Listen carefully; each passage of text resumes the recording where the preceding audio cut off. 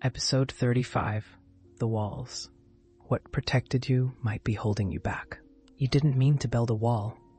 You were building safety.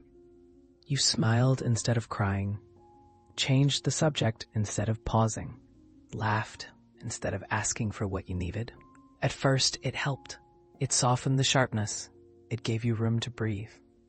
But slowly, quietly, what protected you, Isa, started to separate you.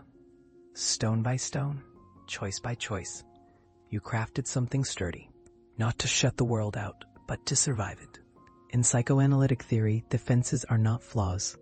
They're strategies, unconscious protections that form long before language, long before we understand how much we're holding. But when those strategies go unexamined, they don't just guard against pain. They guard against life. As Freud wrote, we are never so vulnerable as when we love. So we protect.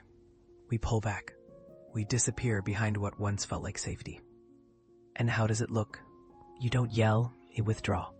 You don't lie, you downplay. You're not angry, you're just tired. These are walls.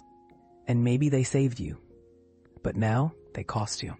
Connection, clarity, the softness of being fully here. But you don't need to tear them down. You don't need to rush your way through. You only need to ask, what are they holding?